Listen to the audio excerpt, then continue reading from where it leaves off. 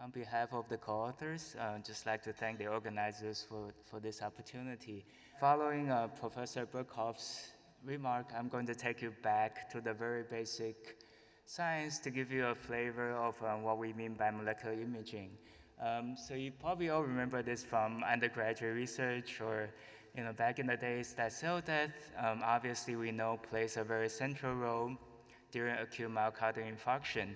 And so the death of cardiomyocytes can happen in many different forms, namely apoptosis, necrosis, and more recently we've been focusing our efforts on autophagy.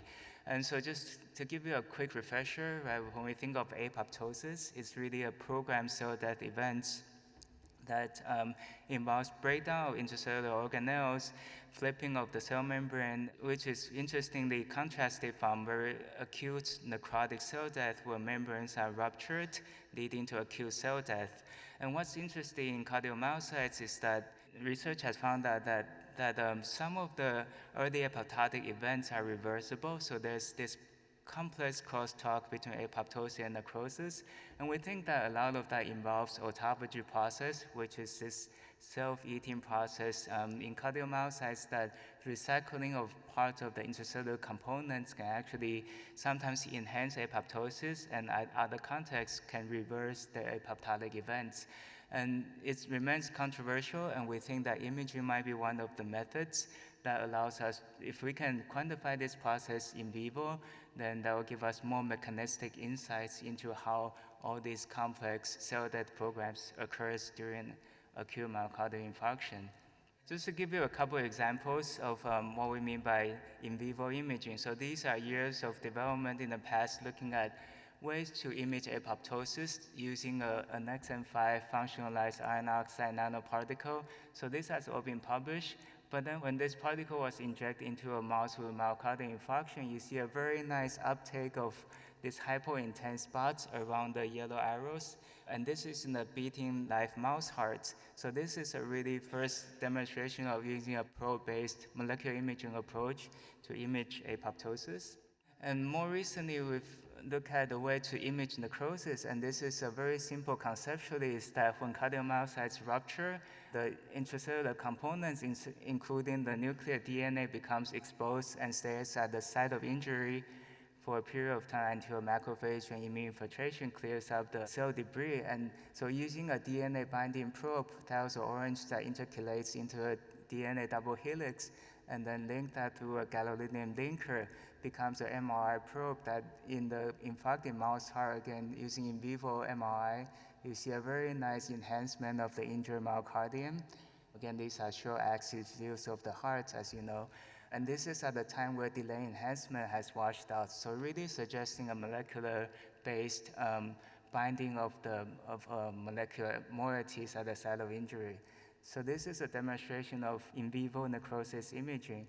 But I also want to pinpoint as a cell biologist try to understand mechanism is that fluorescence imaging still plays a very important part. So we do dual labeled flow cytometry all the time to try to understand individual cells and the fate of individual cells as they go through the cell death program. So now we're actually at the time that we're starting to be able to distinguish, for example, apoptosis from necrosis using fluorescent probes. And I'll just so this is very analogous to flow cytometry analysis, that if you look on the very right-hand side where apoptosis are very high in the in the injured myocardium, where truly necrotic cells are only a subset fraction of those cardiomyocytes. So it really allows us for the first time to ask the question, a single cardiomyocytes that are undergoing the stress conditions, why does it die at this particular time point while the neighboring cardiomyocytes is able to survive? So that really allows us to use molecular imaging to start to understand individual cardiomyocytes and the mechanisms behind it. So that leads us to the rest of the talk. We'll tell you about our development towards autophagy imaging. So this is a well-established catabolic process at the cellular level where intracellular stressors are engulfed into these double-membrane autophagosome structures that are decorated by LC3. These are microtubule-associated light chain 3 marker that's where we're characterized. And an adapter protein P62 that targets a lot of these cargoes into the autophagosome. And these autophagosomes, once fused with lysosomes, which leads to cathepsin activation. So why I highlight that is that our molecular imaging approach actually is a probe that targets cathepsin activities at the late stage of autophagy. So really we think of this approach as a functional readout of autophagy as it occurs. So here is a quick overview of the concept behind the autophagy probe. On the left has been established that using a polylysine backbone, we can decorate fluorochromes on this backbone, and upon cathepsin activation, the initially quenched fluorescence is released, leading to fluorescence activation. And that's a construct that's easy to synthesize, but very hard to control, right? Put it that way. But it's still cathepsin activatable fluorochromes that we use in this case as a construct. And on the right is actually we're very excited about is now we've fine-tuned this cathepsin activation to image autophagy to enhance endocytosis through this iron oxide nanoparticle probe. And we surface decorated with these cathepsin activatable fluorochromes. So this gives us really two major advantages. One is that it's a dual fluorescence and MRI readout because of the iron oxide core. And also it's very sensitive to cathepsin, as you see on the right, where when we're spiking a small amount of cathepsin, you see full activation within 10 to 15 minutes. So this iron oxide probe, in order to validate the probe, we went into a mouse model. So one of the most tried and true method is by fasting the mice for 24 hours, and that activates autophagy through the M kinase mTOR inhibition pathways.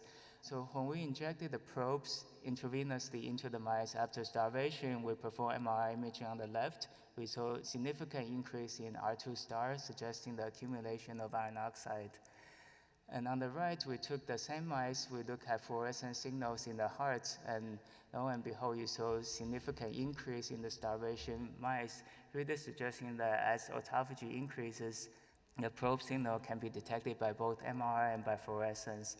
And why we slightly favor fluorescence approach is that it's high throughput. So using the same model, we're able to map the ADN, this probe's sensitivity to different parts of the organ, different parts of the body. So we only saw activation of autophagy in the heart, spleen, and small intestines, and not in other major organs. And this is consistent with the very early report using LC3-GAP transgenic mouse model. So we're very happy with the validation of the probe. So moving on to what can we use the probe for, and that's where partnering with Naveen Kapoor at Tufts Medical Center, we thought, well, let's look at whether autophagy plays a role in the unloading context. So our hypothesis is that this ADN probe that's based on FDA-approved ferromoxetol can actually be translatable. So, and one of the ways to translate that is to really understand at the same time the mechanism behind why the unloading is protective in the swine model. So here we're going to delve into the ischemia perfusion injury in the last 5 minutes. We use, again, mouse model as a proof of concept before we move on to the swine model, and we did more molecular characterizations. So in the mice, we induced myocardial infarction with 35-minute ischemia followed by 4-hour perfusion. And at the time of reperfusion, we co-injected both the ADN probe, which is the iron oxide version, as well as the CAF construct as an internal control. And here's the map that we get, right? So these are mice we injected with microsphere to delineate the area risk. That's devoid of the microsphere that's dark compared to the healthy septum that's full of microsphere. So as you can see, there's really very localized and very robust activation of ADN probe in the injured myocardium, and this is very consistent with the fact that ischemia perfusion itself increases autophagy. And we're happy that in the previous CAF construct where endocytosis was less and it was less sensitive to autophagy, we do not see the same localized activation. And this is very quantitative that we can measure throughout the myocardium. So this is one mouse from apex to base. So why we're particularly interested still in mouse model is, again, the mechanism. So here we can actually modulate the autophagy, and so it's a busy slide, but this is published results that in the same ischemia perfusion mouse model, if we pre-treat or with rapamycin, which is an mTOR inhibitor that activates autophagy, we actually saw significant reduction of apoptosis signal in the heart, and as well as a significant reduction in infarct size. And this was seen in both pre-treatment of rapamycin in mouse model, as well as rapamycin given at the time of reperfusion. So obviously there's controversy in the field, and we're very interested in better understand the mechanisms behind. So going on now, we want to look at whether we can actually image autophagy in the swine model. So these are 2-hour ischemia followed by 30 minutes of intervention. So here we're looking at really 4 cohorts comparing to the sham control to the ischemia perfusion only without intervention. And we look at intervention with either an Impella after ischemia or ECMO after ischemia, and then after 2-hour perfusion. And these are probes that we injected intracoronarily at the time of ischemia, and then after 2-hour reperfusion, what do we see?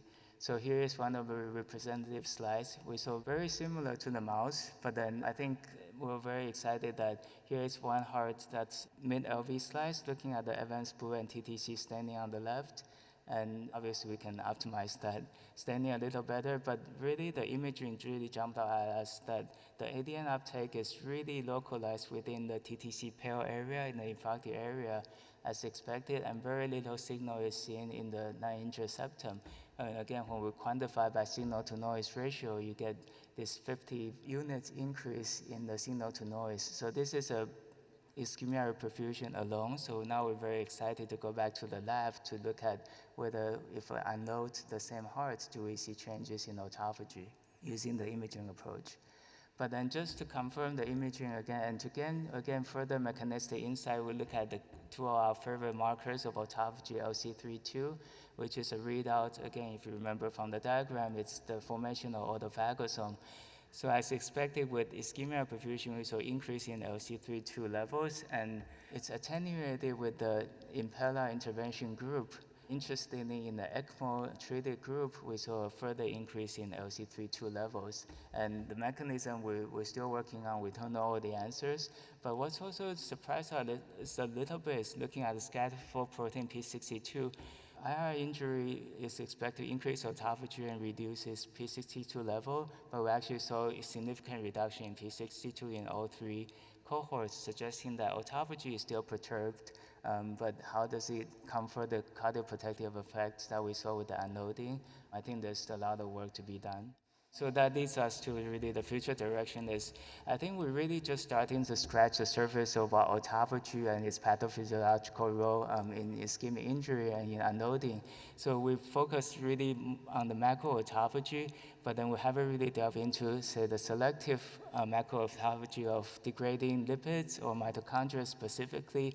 Of course, now it becomes more fashion also to look at micro autophagy and chaperone-mediated autophagy. So I think this imaging approach actually gives us really this way of starting to track a lot of these changes in vivo and allows us for the first time to look this potentially over time to see what the levels changes after ischemia following reperfusion and without intervention. And really, I think that imaging may play a very important role in that it can give us a quantitative metrics that allows us to really understand the mechanism. So I think I ran out of time, but I'd just like to thank all the co-authors as well as our collaborators, Navi and Iris Jaffe at Tufts Medical Center, as well as locally in Boston and the funding agency.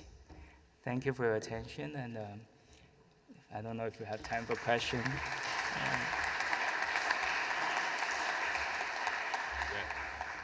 Thank you, Howard, for this beautiful talk. I think there must be questions as long as you start and think of any questions. I may start with the first one.